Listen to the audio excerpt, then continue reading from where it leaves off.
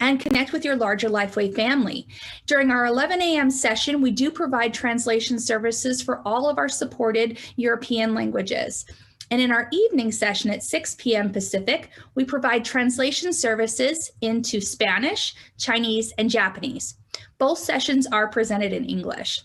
It's a great opportunity, like I said, for you to connect with our larger LifeWave family and get some training in the mix. So we encourage you to share LifeWave Connect with those that are joining your team or those that maybe haven't had the opportunity to be a part of our calls in the past.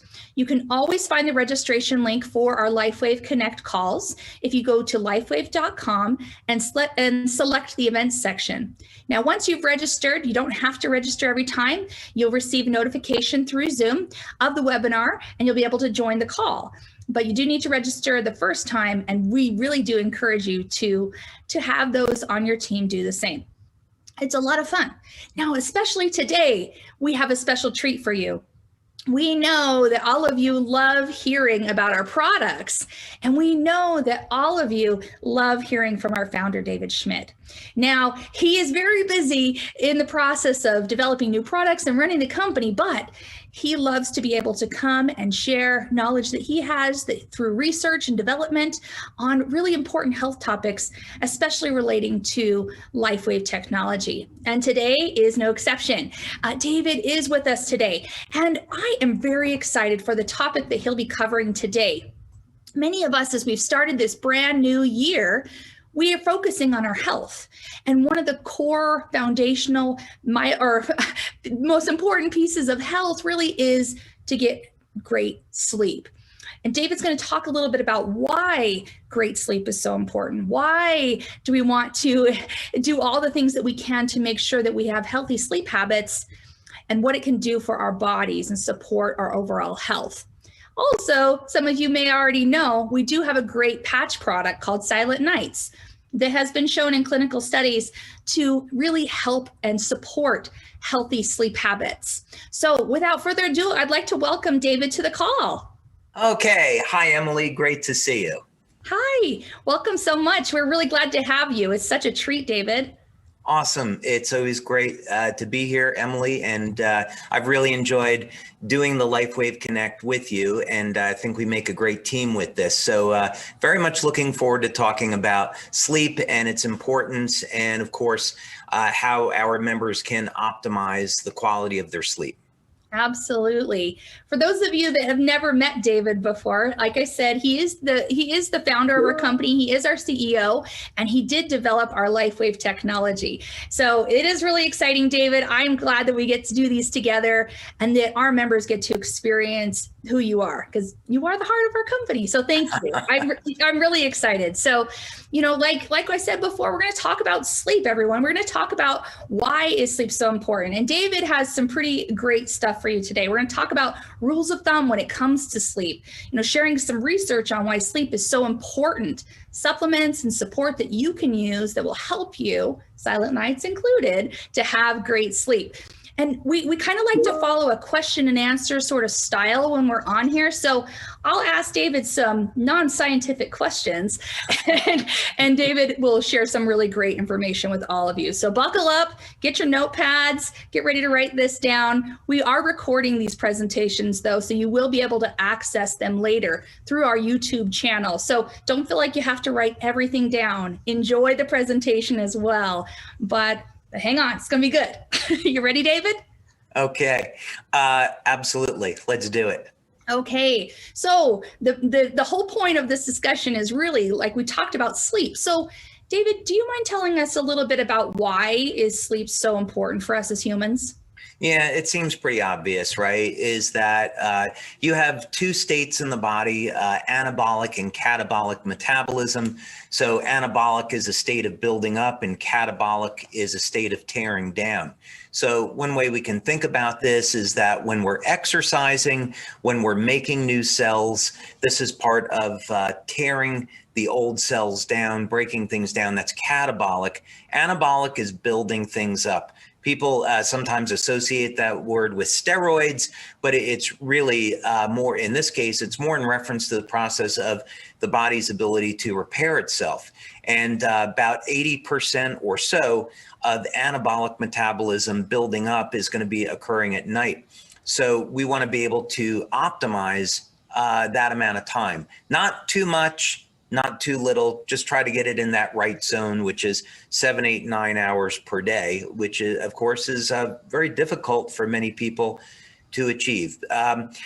Sleep is also a preventative measure, and we don't often think about it this way, but good quality sleep has been linked to the prevention of different health disorders like Alzheimer's disease.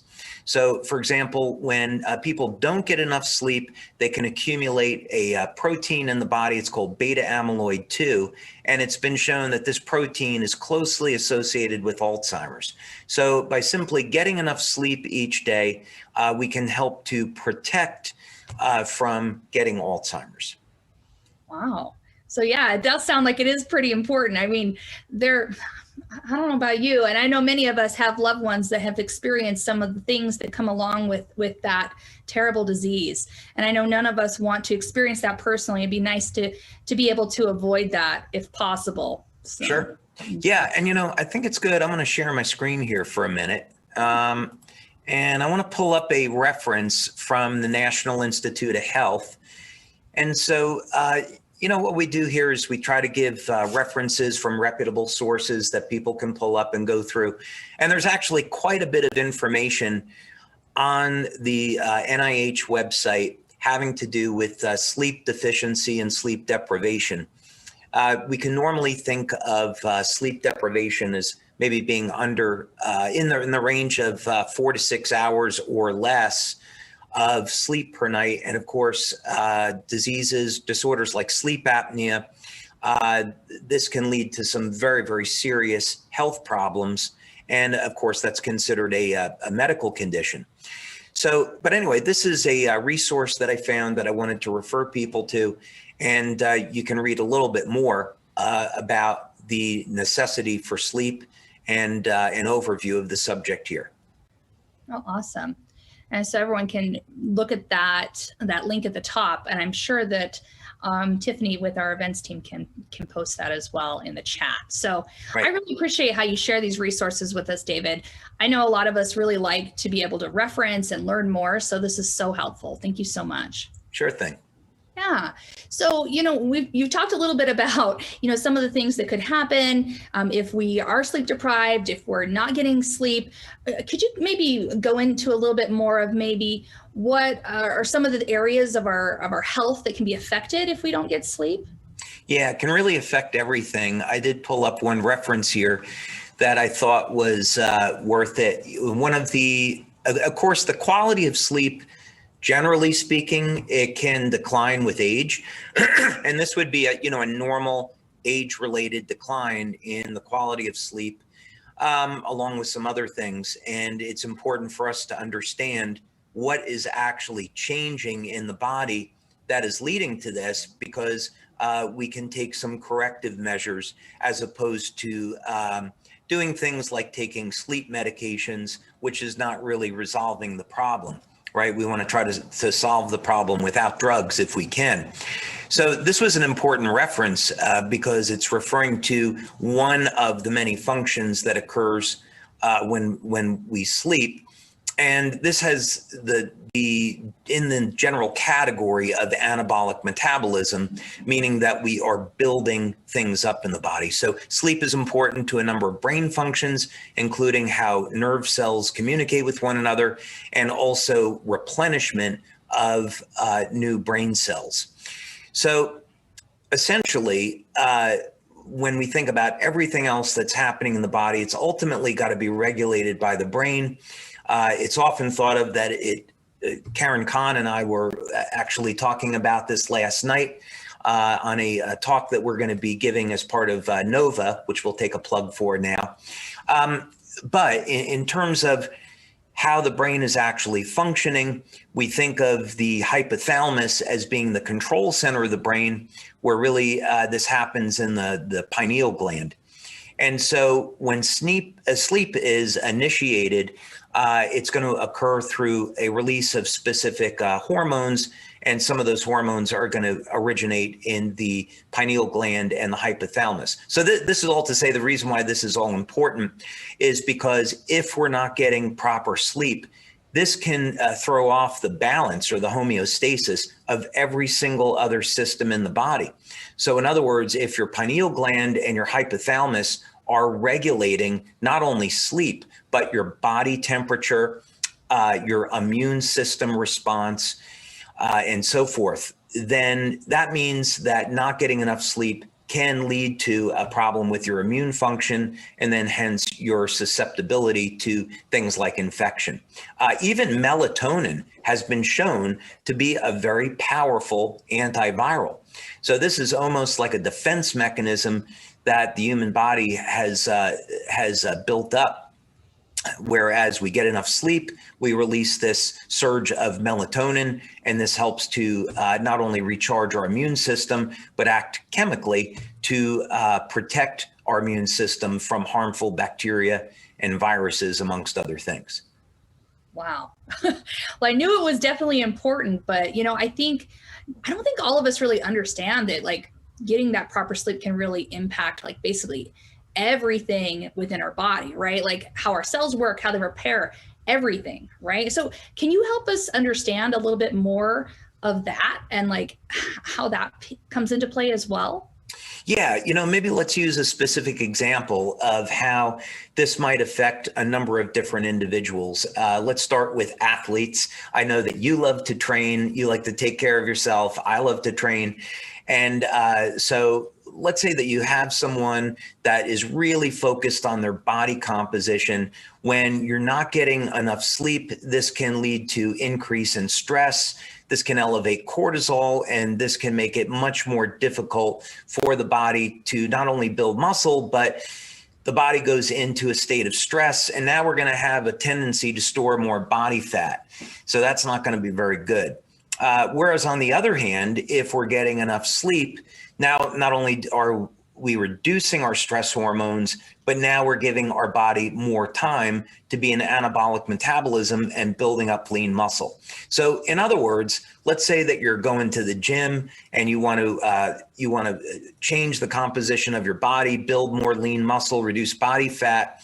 Sleep is important because it's that window of time where you can take your proper eating habits and you can take the exercise that you were doing in the gym, and now you'll be able to build that lean muscle more efficiently, more quickly.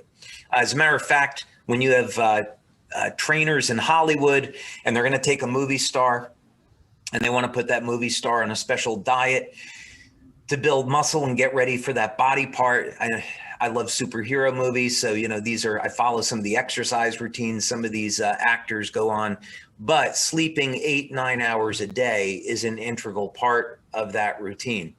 Now, on the other side, let's talk about the rest of us that maybe, we may want to look like some of those Hollywood actors, but that's not our job. Our job is to be as efficient as possible at our work. And now this is going to depend on cognitive function. So in this case, it's pretty self-evident, right? We all know that when we haven't had a good night's sleep, that we have to resort to things like caffeine to get us awake and get going. And there's been some, back and forth on this whole subject of caffeine. Is it good? Is it not good? Different clinical studies are divided on this subject, and it does seem to be a great deal dependent on the person's biochemistry and genetics. So that's all to say, some people can tolerate caffeine, others can't. But when we're talking about this, ideally, we want the body to be in a natural cycle. We want to be sleeping at the proper time, sleeping for the optimum length, and then also getting into a deep level of sleep. So when we wake up, we feel refreshed, our hormones are recharged, For men, as an example, when you're waking up, your testosterone levels are peaking like they should be, and you're not shortchanging yourself. So sleep is going to be important as well, of course, for our overall cognitive function, our hormonal balance, and our body composition. Wow.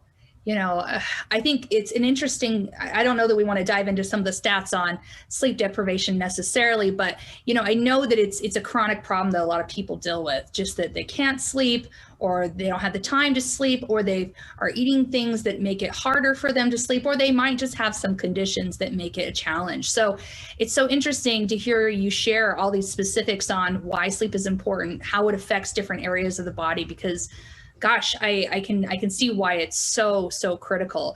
Now, I know that there have been some questions that are popping up in the chat, and I know you and I have kind of discussed this a little bit, but can you kind of explain to us how sleep works, like within the body? Are there things that we need to understand about quality of sleep or different rhythms and things of that nature that you can help us understand? Yeah, so this gets into how we can optimize the quality of our sleep. And there's actually quite a bit that we can do in this regard. So first thing is, let me pull up this one reference actually, because it's a small component of what it is that we're going to talk about. And really, we want to set the ideal conditions for sleep. So one of them, we're going to just reference this website, has to do with digestion, the time that we're going to eat, the amount of energy that goes into digesting food. And this recommendation is to wait at least 3 hours before your last meal, before you get set up for bedtime. Along that, we want to be thinking about, of course, no stimulants. Some people with exercise, they can do heavy exercise and then go to sleep immediately. Others don't tolerate it as well. So that's something an individual needs to be thinking about. But when I think about getting a good quality of sleep, it's really a process that we need to pay attention to. When we're younger, many of us can sleep, with the lights on, with music playing, we kind of take it for granted. But as we get older, those patterns are going to change. But our need for sleep doesn't necessarily change. So there's some things that we can pay attention to. First thing, as we're all hearing because of the advent of iPads and smartphones, is we really want to put these devices away 30 minutes to an hour before we get ready to go to sleep, because the light coming off of these devices can keep us awake. We also want to keep these devices as far away from the body as possible. These devices, of course, are emitting radiation. And even though these these energy fields are rather small, they can still have an impact on our biology. So you want to put them as far away from the body as possible. Another thing to pay attention to, and I'll pull up this reference, this will surprise some people, and this is the amount of light that is in your room. So surprisingly, even very, very small amounts of light can inhibit the production of melatonin. So we want to sleep in a room that is as dark as possible, as quiet as possible. And this really goes to another thing that's so interesting about this is, of course, this shows the role that light plays in our health. Of course, all of our LifeWave members know that you can stimulate the body with our patches with very low levels of light and produce some very powerful results. Well, here we show that the production of light, or stimulating the body with light, can actually inhibit the production of melatonin and inhibit the ability of the body to enter into sleep. So these are some of the many things that we can be paying attention to. And, for some of us, maybe we make a little bit of a checklist. We have some reminder by our bed. Hey, did we make sure that we're doing all of these things? And this, of course, is going to pay off with a better quality of sleep. Oh, I really appreciate those tips. We talk a lot on our business trainings about building habits and about how can we change our behaviors. And I would just put a plug in for one of my favorite books, Atomic Habits, that talks all about how we can stack habits with choosing something new that we tie to an existing habit that we already do and how that can help us. So I would take David's suggestions. Let's make that list and let's tie some of those new behaviors to something you already do to help us to make some of those changes. So I appreciate that, David. Something that I'm always curious about and love to learn about is how food can affect different things in my body, how different supplements can affect different things. But I also like to understand what pieces of the body are being stimulated or supported, I should say, is probably a better word, with those type of things, like different organs or hormones or amino acids. Can you give us any sort of suggestions on what type of things we can do, either through supplementation or what we're eating, that can help us to support healthy sleep? Sure. The good news is that for people that are having a hard time sleeping, there are so many resources, there's so many different things that they can do to improve the quality of their sleep. So that's the good news, is that we don't have to rely on drugs. One tip that I wanted to give, which people can implement right tonight, this was very interesting. I actually first heard about this from a scientist that was on the Joe Rogan Experience. And he was talking about the necessity of circulation, and what you could do to improve quality of sleep was simply wear socks or keep your feet warm. I thought, oh, that's kind of interesting. That makes a lot of sense to me. I really need to go take a look at the clinical study with this. And I found this one again for reference. But sure enough, clinical research on feet warming and improving circulation does in fact show that you can improve sleep quality and extend the length of sleep by about 30 minutes per night. So this is, of course, is something very inexpensive and very quick to implement that anybody can try. And I would definitely encourage people to do that.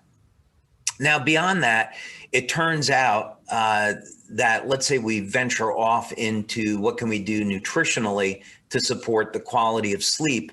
And it really depends on what the sleep problem is to begin with. So let's start with some very simple things. There's, of course, what was known as the old wives' tale, as they used to say, of warming up milk. And milk is very temperature sensitive, as in terms of the biological activity of the amino acids, the protein in milk. And when you warm milk, you destroy the biological activity of most of those amino acids, with the exception of tryptophan. And tryptophan is going to convert over into serotonin and melatonin in the brain. And this is why warm milk taken before bed can improve the quality of sleep. Of course, there's also tryptophan supplements, amino acid pills that people can take, and that's one way to go. Now, it's also important to know that amino acids amino acids are going to compete with one another to get into the brain. So we should be taking these things on an empty stomach. So let's say, for example, someone gets to bed at 6 o'clock. You may want to take these supplements about 9 o'clock at night, just to make sure that they're not competing with any protein that you might have had with dinner. Now, another way that you can go with a supplement for sleep that's going to be good for overall health anyway is magnesium. Now, there are a few different forms of magnesium. There's so any form of magnesium is going to be good, because magnesium, first of all, we need this. And secondly, magnesium is going to tend to relax the nervous system. And we haven't gotten to talk about the patches yet, but I'm going to cover supplements and then we can get to the patches. But magnesium is going to have a tendency to relax the nervous system. So many people today, they're working long hours, they're under a lot of stress, and part of the reason why they're having a hard time sleeping is because they're under this stress and their nervous system is in overdrive. We're in what's called a sympathetic state, and we want to get into a parasympathetic state, a more relaxed state. So taking magnesium, let's say 200 milligrams, can help us in that endeavor. Now, there's a form of magnesium called magnesium threonate. And the advantage of this type of magnesium is that it gets into the brain more efficiently than magnesium citrate or magnesium glycinate, which are other common forms of magnesium. So bottom line is that any form of magnesium is potentially going to help, but I would recommend magnesium threonate. Now, there's some other things too. Green tea has a amino acid in it called theanine, and theanine will also relax the nervous system. This is something that can be purchased as a supplement, and that's another way to go about relaxing the nervous system. And then finally, in terms of supplements, something that's very, very interesting. I've been looking at this, as a matter of fact, in terms of developing a new patch. I haven't quite got it right yet, though, but it's going to be a future patch. And this is manipulating taurine metabolism in the body. Now, some people may recognize the name taurine because it's an ingredient in Red Bull. And the reason why taurine, which is an amino acid, is in Red Bull is because it tends to calm the body down. But more importantly, it calms the brain down. So taurine is going to be found in the brain and the heart, other areas of the body. It's found in men, it's found in the genitals for a reason that's not really quite known yet, or it's very well not understood. But in any case, one thing that's known about taurine is that when people are having a lot of thoughts racing through their head, taurine can help to calm down that noise and put people into a state where they can relax. So taurine is not going to necessarily put people to sleep, but what it does do is it gets the brain to calm down. So now the brain can get into a state of relaxation and then go to sleep. So there's many, many natural options when it comes to sleep. Oh, I really love you sharing that, because I know a lot of people in our LifeWave family are looking for options that can help them with things that they struggle with without having to take drugs, and they can use something that's a little bit more natural, whether it's found in food or through reputable sources of supplementation. So I think that's really great that we can really understand a little bit more of what can support our overall health. But I know we already hinted at it. We have a really special solution that we want to talk about here that's related to the technology that you've developed, David. So can you talk to us a little bit about specifically Silent Nights, and then maybe some of our other patch products that also support healthy sleep? Would you mind doing that? And also Sure. Placement options too. People are like, where do I put it? Where do I put it? Sure.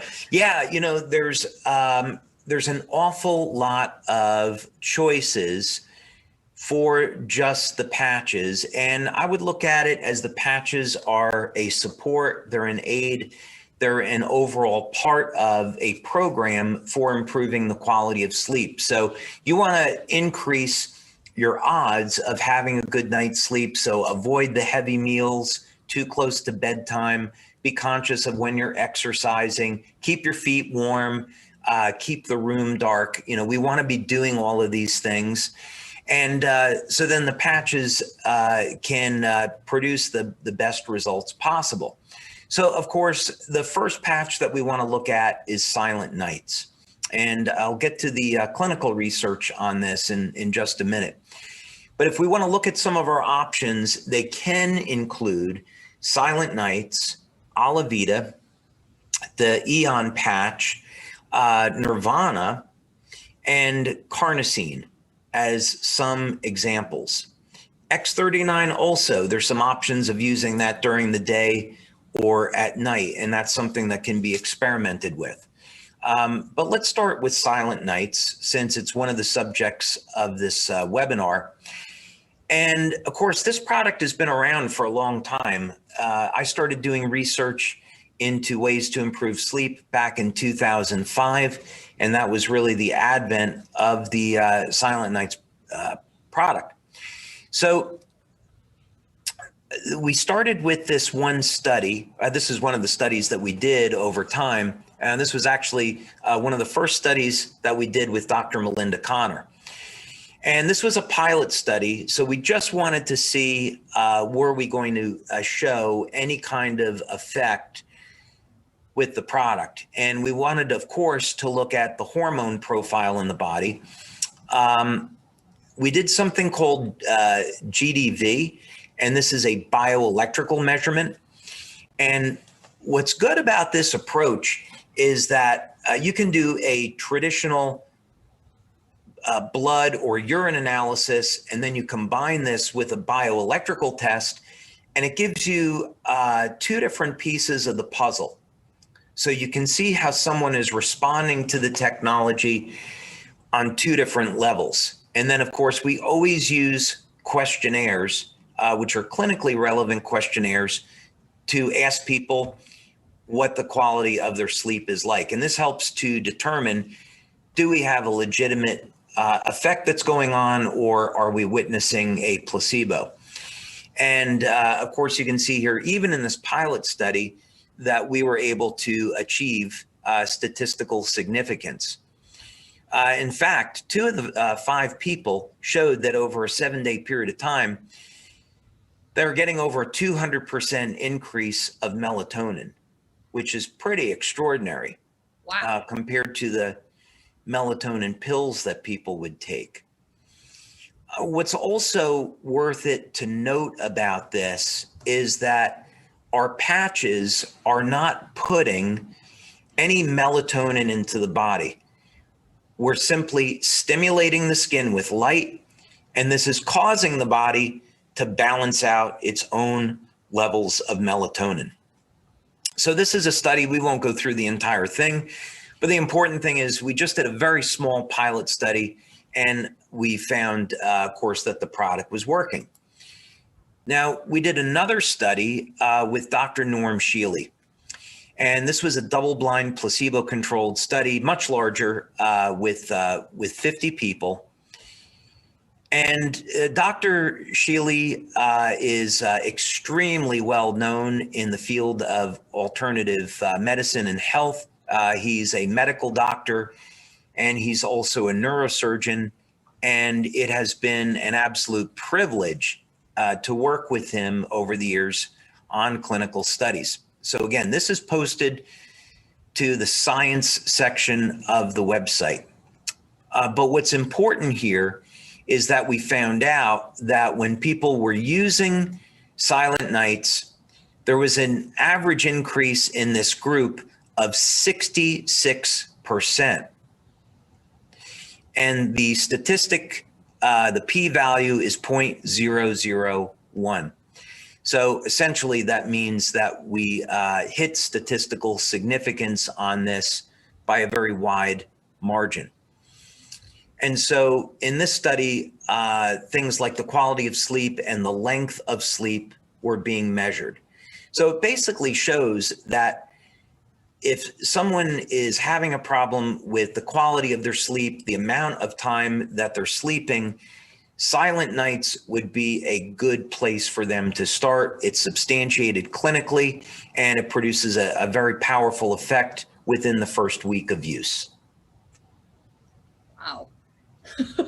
Those are pretty impressive results. You know, I think I'm seeing some comments come on. They're like, oh my gosh, you know, I don't want to take these supplements. And I think that's exciting to know that you can literally put something on your skin that isn't actually putting anything into your body except that light, right? And it can give you the result. That's exciting, different. Sure. Yeah. And, you know, the point is people don't necessarily have to take supplements, but this is, we want to arm people with information so they have options. So let's say they use Silent Nights, they like the results, but they're saying, you know, I just want to get another 30 minutes or an hour. And, what other options do I have? And so the point of doing webinars like this is, okay, well, here's all the different things that you can try. There's actually many, many options. Now, even when it comes to our patches, of course, Silent Nights is a place to start, but there's many other things in the world of patches that they can do. Absolutely. You talked about some of the other patches that do work to support sleep. I had a comment that I saw come across that says, oh, I've been using Alavita. It's awesome. Why would I use Silent Nights instead of Alavita? I think maybe some of the questions that people are having is, are some patches better for it than others, or is it really based on your individual needs? It is definitely based on the individual, and people should use what works for them. And it is important to know and understand what each of the patches are doing so you can kind of fine tune these things. And it's definitely good to experiment. Let's use one example. I'll talk about the Eon patch for a moment, and of course we can get back to Alavita. The Eon patch is really interesting. Before X39, Eon was definitely one of our top selling products. It was, either number one or number two. And Eon, of course, is going to reduce stress on the nervous system. And most people were using it during the day. It helps to reduce inflammation. So, of course, it's great for anti-aging and also pain management. But I think for many years, what was overlooked was the benefit of using the Eon patch at night to improve the quality of sleep. So for myself, since the release of X39, I've shifted over to using the Eon patch in the evening, and I've been really pleased with the results, in that it will de-stress the nervous system, get you to feel nice and calm. I'd recommend applying it maybe about an hour or so, 30 minutes to an hour before going to sleep, and you'll feel your body progressively de-stress and relax and put you in a really nice state to go to sleep. So Eon is a product that could be used with or without Silent Nights. Now, as an alternative, let's talk about Alavita. We know what Silent Nights is designed to do. It's designed to elevate melatonin. Alavita, though, was developed as a means to reduce the levels of oxidative stress on the skin. And so what in the world would that have to do with the quality of sleep? Well, the Alavita patch will cause the pineal gland of the brain to release a peptide called epithalamine, or epitalon. And we found out some really interesting things about this. Epithalamine has some very potent anti-aging, life-extending features. It can also help to support the overall function of the immune system. And what we were really looking for was a means by which we could have a new way of improving the quality of the skin from the inside out. And we found that epithalamine would reduce oxidative stress. So less oxidative stress, better quality skin. But interestingly enough, we found that when you would wear it at night, it would trigger an increase in melatonin. And as a result, people would get a better quality of sleep. Many people also notice they have some interesting brain activity with Alavita, such as being in a waking dream state, more intense dreams, and other effects like that. And we used a device in our lab called the BioPulsar to actually see that, and also electrointerstitial scanning. And we actually saw that the Alavita patch will increase the bioelectrical activity in the frontal lobes of the brain. So it's not just anecdotal. When people say they have very intense dreams, we can actually see this bioelectrically. So yes, you can definitely get a good quality of sleep with Alavita. It works differently than Silent Nights. And to your point, it's all up to the individual. Wow. I guess it really does show that every individual is different. Every individual will respond differently based on how their body works. But I do like that we have this clinical research that you shared with us on all of our products, not just what you've shared today, that really helps us to understand what it's doing. And then it's up to us to try it and see how it works for us, right? Yeah, absolutely. Emily, one thing that we didn't really cover is probably some of the patches that wouldn't be desirable to wear in the evening. One obvious one is going to be the glutathione patches. Glutathione, now some people can wear it at night, but I'd really recommend against it because glutathione is going to increase the rate of detoxification. And when you're sleeping, this could lead to a headache when people wake up in the morning from toxins not moving.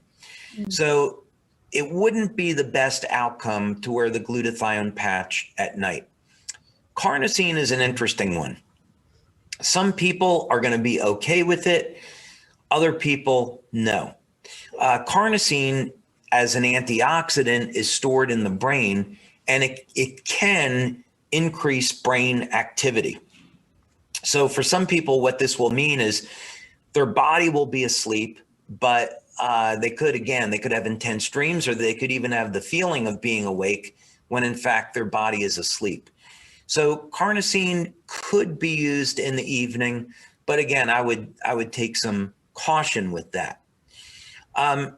LifeWave is an interesting one because LifeWave is designed to increase the metabolism of the cell to get the energy flowing so we can clear blockages in the nervous system and in the meridians so that we can reduce pain. If someone is in pain and the best way to resolve it is with LifeWave, definitely no issue using it at night. Some people, they may find that it disturbs their level of sleep, but most of the time when people are in pain, if they get relief with LifeWave, they're going to find that they sleep okay. So it's just something to be mindful of with LifeWave. It's most cases, it's not going to be an issue, but it's something to be mindful of. And did you speak about energy enhancer yet as well? I mean, no, I think that's kind of self-evident, right? I didn't think there was a need to bring up energy enhancer. I probably should mention X39. X39 can be used during the day or in the evening. Again, when I was speaking with Dr. Karen Kahn, she actually prefers X39 at night because she thinks of it as a patch that's going to help rebuild the body, which of course it is. In our clinical studies, the participants use X39 during the day. And interestingly enough, we get the body into a cycle where even though the patch is not worn in the evening, we still increase production of GABA in the brain. And then this, of course, is going to lead to an improvement in melatonin. So many people starting out just using X39, they're going to find that their quality of sleep improves. I love that.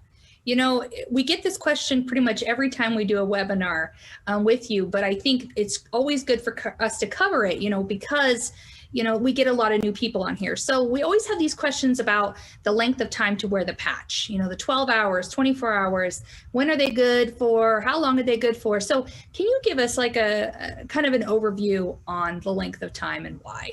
Sure. So in the field of phototherapy, there is this concept called attenuation. And it simply means that if you continue to stimulate the skin with light, eventually the body will stop responding. So what we have found over the years is that you could wear the patches for 12 hours and not have any issue at all, as long as you were taking the patches off. The body would not accommodate or attenuate. But leaving the patches on longer begins to present some challenges. For the one thing, the patch is designed to trap body heat.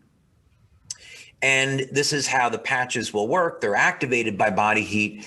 But after a period of, let's say, 18 hours or longer, a person is more susceptible to developing a heat rash. And this is just going to be a little irritating to the skin. It's nothing serious. So to avoid that, wear the patches for 12 hours or less. But the main thing that we want to avoid by leaving the patches on continuously is eventually the body will stop responding to the patch if you wear it for 18, 24 hours and so forth. So basically, if we wear it too long, it diminishes the effect over time of what it can have on our bodies if we don't give it a chance to have a break, kind of.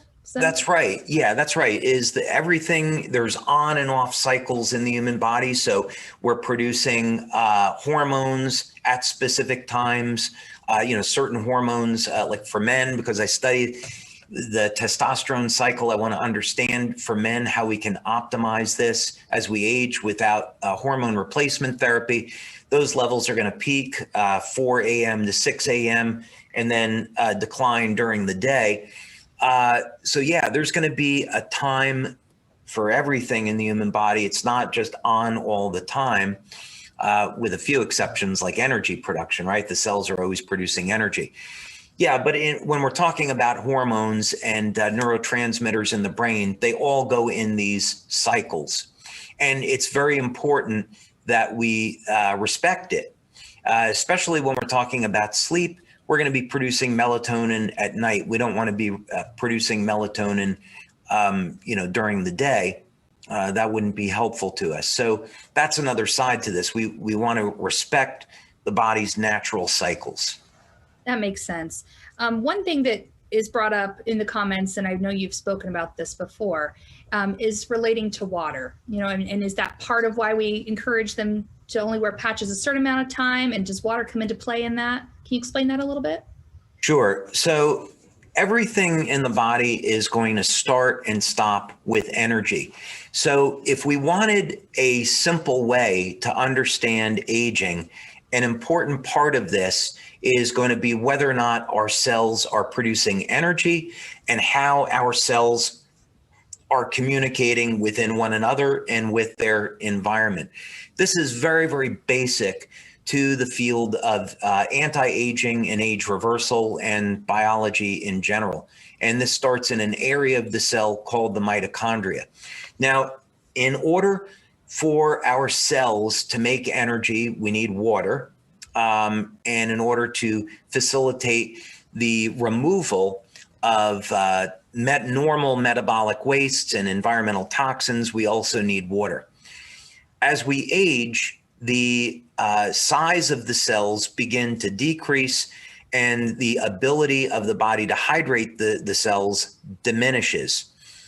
And when we as a company, when we're looking at age reversal mechanisms, one of the important things we look at is how can we keep the cells hydrated? Because if we can keep the cells hydrated, it's going to optimize the electrical and magnetic environment in the cell and can restore youth, or it can help extend lifespan.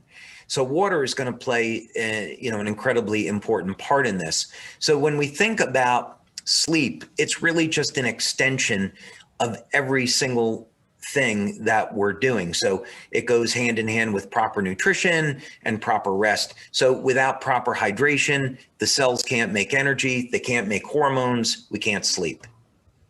I love that. Honestly, David, this has been such a great webinar. I feel like I understand so much better how sleep works, why it's important, and then what we can do both with supplements and food, but also with some of our patches to really help us to support healthy sleep. So thank you so much for all sharing with us. The comments, everyone loves it. So thank you so much. Thank you, Emily. Thank you very much. Absolutely. And thank you all for being a part of our webinar today. You know, we went a little bit longer today than we normally do because I know how much you all love to hear from David and love all the insights he can bring when it comes to the specifics of our product. I would also like to just encourage you to, again, share registration details with those on your team.